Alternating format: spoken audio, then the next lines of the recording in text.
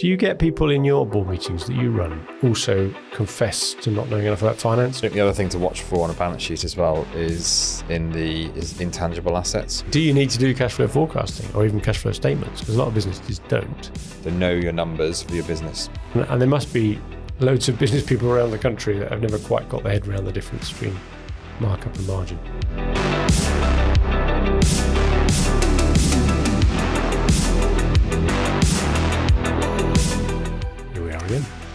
Here again. Well, I was talking last week about apples.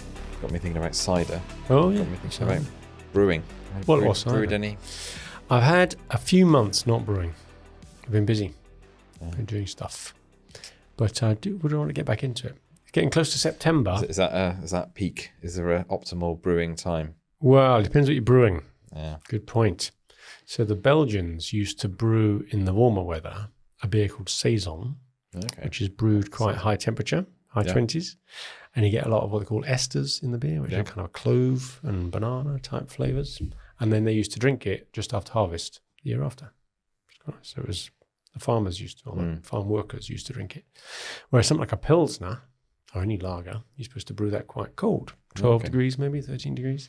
So you can't really easily do that in the summer. It's more of a winter. I've tried and it's hard. But also it takes a long time to brew a Pilsner because, lager is the German word for storage. Okay. And that's how you make lager. You store it. And it's supposed to take a long time.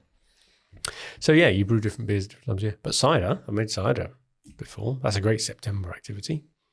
Get all the apples. You can't just crush them though. You've got to chop them up first. And there's a lot of effort in the chopping. I once decided I was going to have a magical cider making day.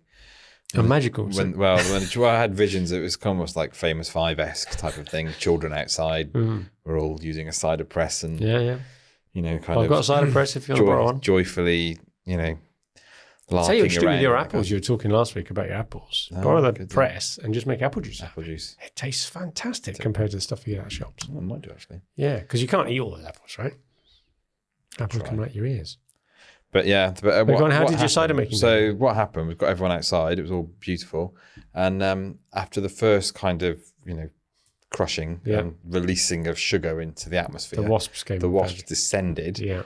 Everyone else went inside. I was just left outside on my own, getting incredibly, covered in juice and wasp stings and everything else, whilst they watched and then got bored and went off and did something. As your cider dad. Then I ended up breaking the actual cider press because I borrowed it off an elderly couple who said, you can really give it some. Yeah. Now, it turns out what they mean is really give it some. 70-year-old lady giving it some is a little bit different to what I interpreted. Reasonably healthy, quite broad and So anyway, that family activity. And I think at the end of it, I got about 2 litres of cider out of it. Oh, no, so, galling.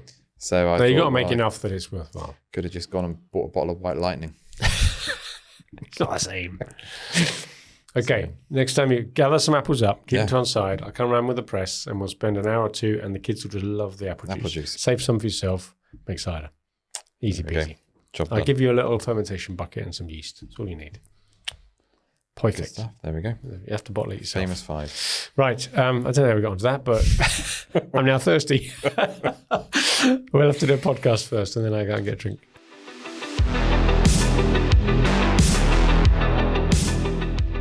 So, hello again, and welcome to another episode of the SME Growth Podcast. Every week, we here at Wellmeadow try and come up with something new and interesting, not just talking about cider and beer making that we've just been talking about, but something interesting and useful for your business if you're an owner or a manager, especially in small and medium-sized businesses. So this week, apart from our little intro on brewing there, which has made me quite thirsty, we thought we'd talk about something which a lot of people in business won't admit that they need to know more about.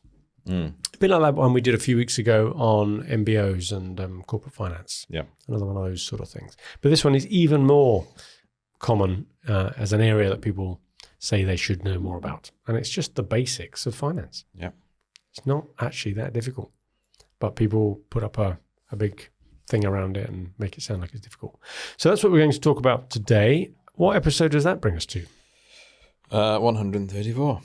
134. We've given up on the whole darts finish. They got boring, didn't it? It's too early in the day. I'm sure we could work out a darts finish on that. But anyway, 134. So last three. How did we get here? 133. 133 is last week. Good vibrations. Good vibes. That song is now stuck in my head. Yeah. Bottling the atmosphere. No, not that type of vibe. Vibe coding. Software that writes software. And how you can build businesses. And how we're getting all excited about that. So, and we'll be millionaires one day, Rodney. Watch this space. So that was last week, 133. 132, how to sell your business. That was Oliver, just mentioned him. Yeah. That was all about the basics of corporate finance for a small business. Either how do you sell your business, MBOs, EOTs, that type of stuff, or how do you buy one? Yep. How do you value a business and things like that? 131 was when is remote working not working? So that was a whole business review study. Genie out the bottle. Research shows increasingly big problems. You need to at least be aware of them. Yeah. So yeah, that was a very good run actually. A good few subjects recently and guests. But anyway, back to this one then. So like I said in my little intro there, do you get people in your board meetings that you run also confess to not knowing enough about finance, or do you sense that they just don't know it and they don't confess it? No, they confess it. They do they? And oftentimes they say, that's why you're here. Do you ever run that speech then that says, hang on a minute, we're all directors, whilst the finance director might be expected to know a bit more about it, all directors are equally responsible for the running of the business. Yeah. And you can't hide behind it. Yeah, I think it's one of those that people can often go, oh, they're the numbers, they often don't interrogate them properly. Yeah. I think it's one of those things that it is sort of the heartbeat of the business a little bit, isn't it? Yeah. And so you have to be familiar with. So just to give a quick anecdotal bit of evidence, I was looking at some accounts in a board meeting the other day, and my spidey senses went, and I thought, you get tingles. I sort of got tingles, and thought, something doesn't look quite right there in the whip movement. Oh. And do you think we need to explain every acronym as it comes up? Work in progress, whip movement. Work in progress. So. And it just, and the person whose department was, have you just stopped working? Yeah. Because you keep telling me you're busy. The whip had gone down a lot. And the whip had gone down a lot. The billing had kept high. The billing had actually gone down as well. Oh, it has stayed high and then gone down a little bit. So really stopped working. This seems it's like we've just given up. Yeah. And that's 6 months off. So it happened. We got the accountants involved. We put the accounts together, and someone had just missed a digit off. Oh wow! And Spidey sense comes to the rescue. And so it's those sorts of things where I think if you are familiar with your accounts, you can spot that and just have that gut instinct of that doesn't quite seem right. Yeah. But if you're not looking at the accounts, you're going to miss that sort of thing. Yeah. So there's certainly errors. I think the other bit that I reflect on a lot as well, and I often get a bit irritated with some of the directors around the table that are trying to distance themselves from it, trying to come up with an excuse to say, I don't need to worry about that, because I think, have you understood the consequences of what you are now reading? Your FD or your finance colleagues are presenting you some information which is absolutely critical. And it goes right to the heart of what your responsibility is to make sure you're not wrongfully trading, that you're growing the company well, you're looking after stakeholders, and they don't. They look and they say, well, that's what he's there for. Yeah. Well, you're making decisions in this business as well, right? You've got to know this stuff. And especially when it starts going wrong. And as we know, there are some indicators that are lead indicators, so they're the sign of things going to be happening in the future. Yeah. And salespeople are classics for this. They are the first people to know usually that there's trouble ahead. They can sense it. Their spidey senses are saying, look, my customers are getting a bit slower to sign contracts, or they're telling me the capital budgets are being cut, or there's redundancies in their organization. That could take 6 months, a year, 2 years before it shows up in a business's accounts. Yeah. And yet that needs to get fed in. Then you start seeing the order intake go down, then you see the turnover go down, and then it's miles after that before the cash starts to become a problem. Did you have a good story about that from screens in the schools? Oh, yeah. What was the story? I can't remember. Oh, man, no, I've slept since then. No, about the deal length was getting longer. Yeah, he was measuring, thank you very much. He was measuring deal time, deal velocity. Yeah. How long does it take from creating a deal to winning? And it was getting longer and longer. Yeah. I think that was the indicator. Early indicator. Yeah. Tell you another thing that made me just struck a thought as we were coming up with this topic is that if you are listening to this because you know you're about to have an interview, and I'm on the interview panel, then well done. Because one of the interview questions I always ask for anybody in a director position, just to test whether they know even the basic diddliest squat about finance at all to justify being a director at all, I just say, can you explain to me what the difference is between a P&L and a balance sheet? And nearly everybody else on the recruiting side, my colleagues, the directors, think that that's too simple a question to ask. And yet nearly everyone I've recruited in a non-financial position has given a far less than perfect answer, if not a completely ridiculous answer. Yeah. And I think there's an awful lot of people out there running companies that actually don't know the difference at all. Possibly don't even know that they're different things.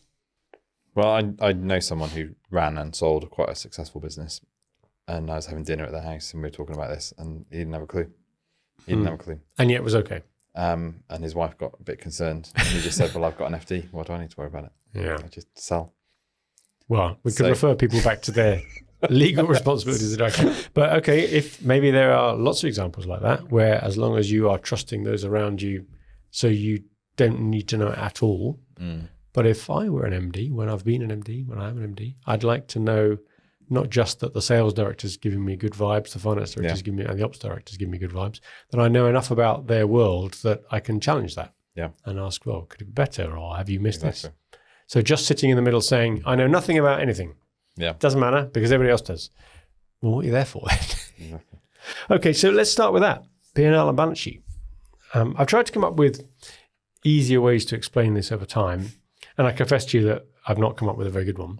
But the best metaphor I can come up with those two is like it's the difference between speed and distance. So P&L is about the rate at which you're producing profit. And anything with rate is about speed. And how many miles per hour are we doing? Or how many pounds per month are we doing? That is different from a balance sheet, which is a snapshot in time of how much you're worth. Yeah. So that, in my metaphor, is how far have you gone? So if I say, how's your business doing? And you say, it's great, I'm making 100 grand a year. So great, that shows me that you're going at a good speed, but you might be still about to go bust. Yeah. You might even be wrongfully trading now. You might you might not have even realized it yet. Or you might be a multi-millionaire, which you couldn't be, you'd think, on 100 grand a year because it would take a long time. Yeah. But, all sorts of other things could have happened. So that difference between balance sheet and P&L. And I remember being a bit shocked in the early days of doing some corporate work, where people who I knew and trusted in accounts, whenever they opened a set of accounts, would first look at the balance sheet. Whereas I'd been used to, in my more operational roles in the past, first looking at the P&L. Now, if I've lost you already, bear with me. The balance sheet tells you how much the company's worth. Yeah. So if you're worth 10 million quid already on your balance sheet, then whether you've lost a few quid last year or made a few is the next question to ask. It's not unimportant, but I know you've got 10 million. You've got a bit of headroom. Let's work it out. Whereas if I look at the other way around and say, oh, you're making 100 grand a year, I don't know whether that's your last, you had zero before that. Yeah. Or it's even worse if you're losing slightly. Yeah. I'm losing 10 grand a year. Oh, that's not much. Well, if I've run out of headroom, then it is. Yeah. So that's my poor attempt at a metaphor in terms of the difference between a P&L and a balance sheet. So P&L is speed, balance sheet is distance. So P&L, how much money are we making in a period, usually a month or a year, and a balance sheet, having done that in the past and with all the other things that happen, how much are we worth? Do you use metaphor, or do you just say the financial numbers? No, P&L is the profit. Yeah, I suppose as you were saying that, I was just thinking back to my GCSE physics, where speed equals distance over time. Because cash is always the difficult one to fit into that metaphor. The metaphor breaks a bit when you cash. So you could say, if you use that equation, so speed is your P&L and distance is your balance sheet. Almost your cash is if you took your foot off the accelerator, how long have you got? Oh, like your inertia. Maybe. How long are you going to roll for? Type of thing. Yeah, that's a good point.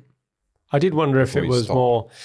See, when you go into an actual car, the speedo is driven by the speed the wheels are going around, or the gearbox more often. But anyway, the point is it doesn't actually tell you how far you've gone. It's not like a GPS thing, is it? Yeah. These days, maybe in electric cars it is. But for a traditional car, the speedo is driven off how fast the wheels are going around. Well, that doesn't necessarily mean your car's going that fast. You might be skidding. Yeah. So that's the cash bit. So let's just clear off cash as different from those other things. Yeah. Because your balance sheet could well say you're worth 10 million, using our example earlier, but you might have no cash. Yeah. So where's your 10 million then? And it's made up of a whole list of things. Some are good and some are bad. Your assets, they're really good stuff, and your liabilities, which is what you maybe owe others. So assets, and maybe this confuses people sometimes as well, but it includes money you don't have yet, the debtors. Yeah. That is an asset. So if you've created an invoice and someone owes you £1 million, but they've not paid it, Well, you won't have £1 million because they haven't paid it. Yeah. But it's an asset because you're owed it. Exactly. So that goes on your balance sheet. So you could well have that balance sheet. If that was the only entry, you're worth £1 million, right? Yeah. But you can't spend it. You haven't got it I yet. think the other thing to watch for on a balance sheet as well is intangible assets. So things like goodwill as well, isn't it? So People stuff it full of stuff. Yeah. When you're looking at what's the business worth? Yeah. How much of that is off some kind of... Well, especially if they've purchased the business of someone else and they paid more than the balance sheet was worth, then that goes in as goodwill. Or if they've invested in a big project somewhere which hasn't bought them a piece of kit with a value, they've, built a software product or done a big change program or something, and they've decided to put it on the balance sheet, capitalize it, then you're stuck with that very non-spendable piece of asset. Yeah, exactly. Or even putting fixed assets on there like cars and machinery, but putting it at a price that maybe you couldn't actually sell it for. Yeah. Tricky one. So yeah, that's so cash. The biggest thing to remember about cash is that's what kills you. Right? You could have a very profitable business, as I'm sure everybody in business knows, that can still go bust. That's because you run out of cash. How can you run out of cash when you're making profits? Well, profits are generated when you create the invoice to your customer having done stuff. So you're now owed the money, but he doesn't give you it. Similarly with suppliers, right? It's the other way around. You may owe suppliers. You've been sent product from them that you've not, you may have received the invoice, but you've not paid for it yet. And similarly, you may have a load of stock stuff. So they're the three main elements that come into your balance sheet. So I think it's just as a quick, so someone was answering the interview question, give me a little bit of a rundown as to the three main financial statements that you get: P&L, balance sheet, and cash.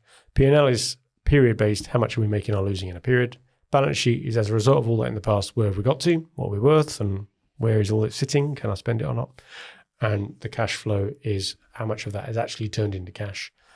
Why hasn't the profit all come through?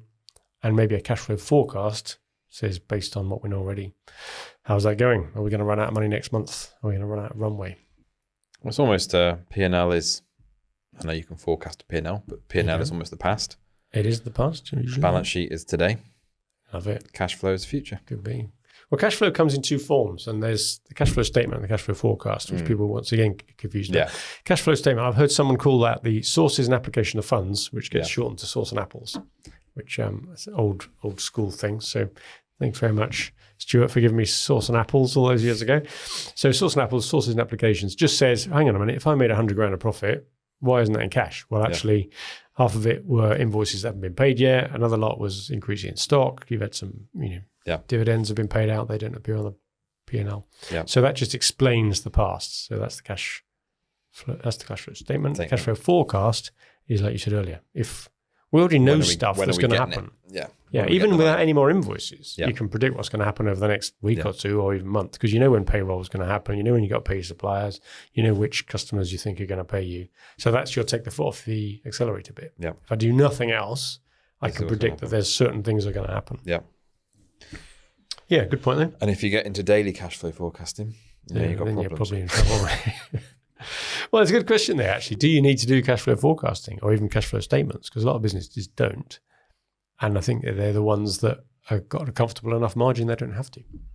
As you say, when you get squeaky bum situation, you're getting close on cash, you end up having to do daily forecasts. And oh boy, the effort that's spent doing that, just don't get there, right?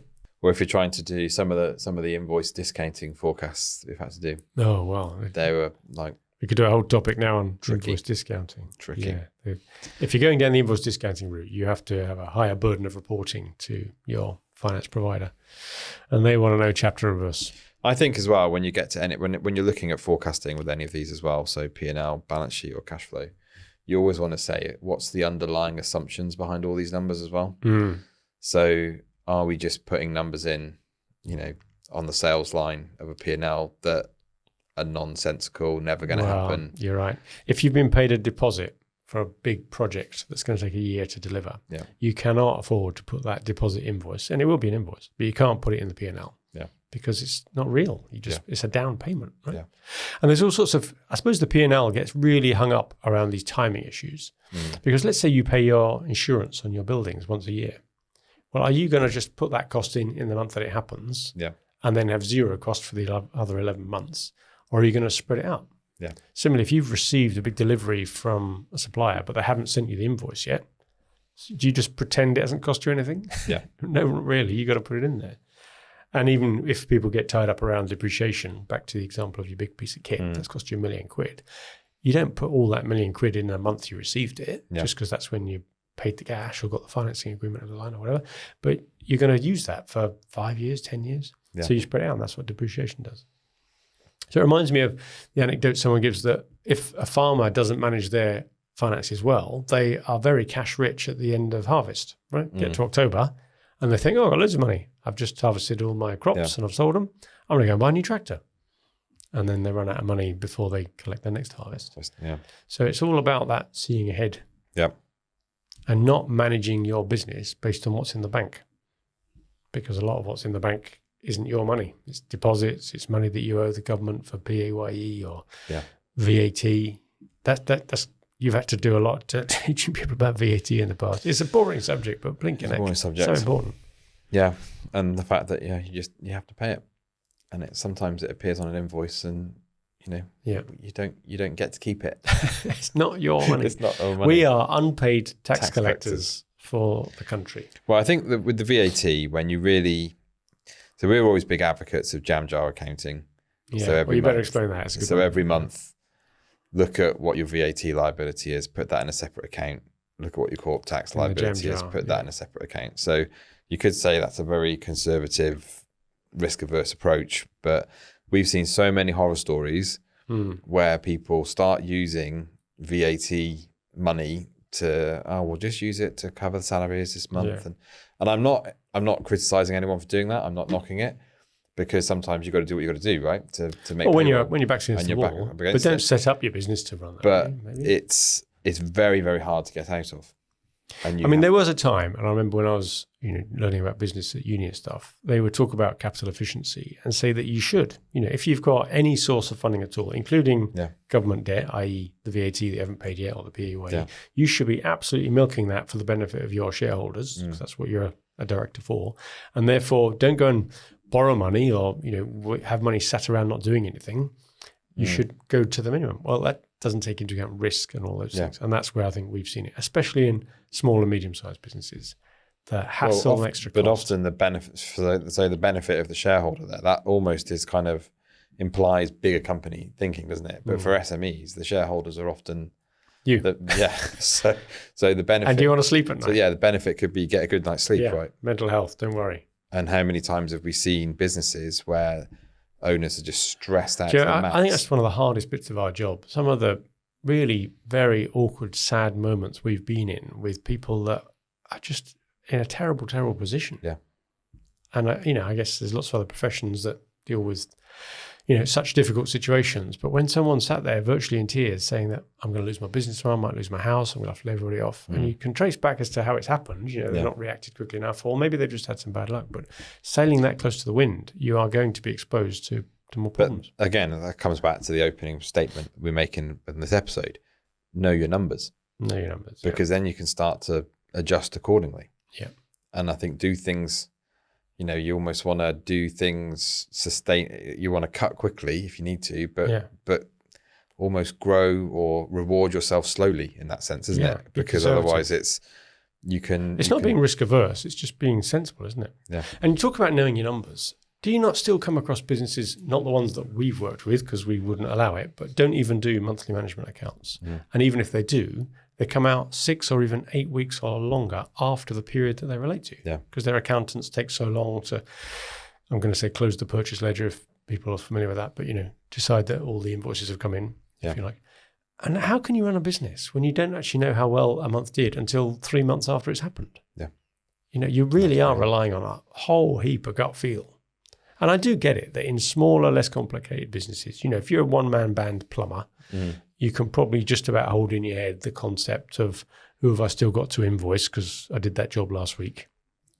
I had a plumber in the other day. I haven't got the invoice yet, so that's why I thought about that. And then even then, I've sent a few invoices out that haven't paid yet, so I'm going to get some money from them. But you've got your trade account at wherever you get your bits from, your copper pipe and your taps and your baths and stuff. And I'm going to have to pay my money down on that. I actually think in those cases, it's quite complex. More than you think. It's way more than you think. Well, there's the point. Even if you're a one-man band plumber, you got to buy supplies, you got to remember to invoice people, and you got to collect the cash. that is still complicated enough. You'd probably want set of accounts. Yeah. But people don't. They fly by the seat of their pants. Now, you can get away with that if you've got headroom. If you've got £1 million in the bank, does it matter whether maybe you haven't been paid so promptly this month, or you haven't paid your supplier or whatever? Perhaps. But most people don't sit on £1 million in the bank, right, for no reason. They've probably taken it out and bought a car, or maybe put it into a pension if you were thinking about it. But I think you've got to, even with that situation, you've still got to be seeing what's happening.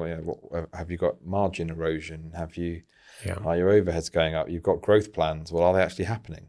Well, let's just talk about that. You've just prompted the thought that they're all questions about the P&L. Yeah. Right. And that's where operational people tend to live most of their time. So it's only fair that we give that a bit more credit. We talked a bit about cash and balance sheety stuff. And I think when I ask, I've taught this to students before as well, when I do some of the lecturing thing, it isn't anywhere near as complicated as people try and make you think. Yeah. There's really only a few key lines in the accounts that you need to just remember how it all works. And it probably boils down to about 5. And the top one is revenue. Now, you sometimes have to explain to people the difference between sales, as in orders being received, and what goes in the P&L as actual revenue. But anyway, let's just take it that what you've sold goes at the top when you invoice it. Then you've got all the costs that relate to what the costs that go up and down based on the more or less that you sell, the variable costs. Right? They call that the cost of sales. So that is what brings you down to a margin, which is now the third row of the accounts. So we've got turnover, cost of sales, margin. Gross margin. Yeah, thank you. And you'd probably talk about that more as a percentage than a number. So if I sell 100 quid's worth of stuff and I make a 30% gross margin, I've got 30 quid left for what comes next. I'm spending 70 quid to deliver the 100. So my plumber is going to sell me a bathroom. It costs £7,000 in bits, and he's going to charge me 10 grand. Probably some VAT on top of that as well, unless I'm paying him cash, of course. So I've got 3 grand left over. So that's my gross margin. So I'm down to line 3. There's only 2 to go. Overheads, they're all the fixed costs. So I've got to pay my insurance, my rental on my premises, and salaries and stuff like that. They're all my overheads. And that brings me down to the last line, which is net profit, which if as a percentage is net margin. Do you want to make a comment on margin and markup? Because that's another thing. Oh, a pet topic.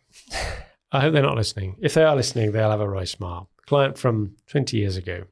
I remember this. I had maybe 15 people in the room, all the salespeople. And they were moaning that the accounts weren't showing 30% margin. So I just taught them how they're pricing. How do you price stuff?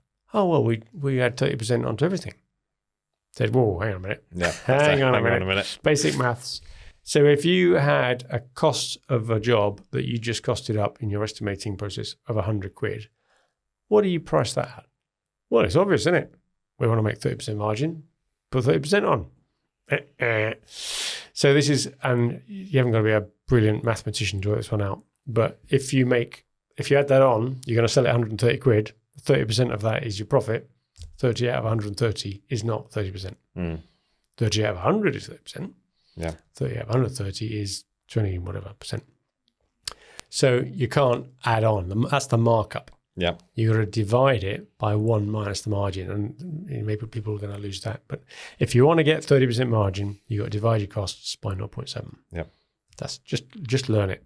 Yeah. And if nothing else, if you don't even want to remember that, just remember markup is not the same as margin. And if you add 30% to your costs, you are not going to make 30% profit. And so, so I think if you think you're not making as much as you should, that's always check that one. That's a good place to start. Yeah, don't just mark up by what your target margin is. Yeah, I'd forgotten that.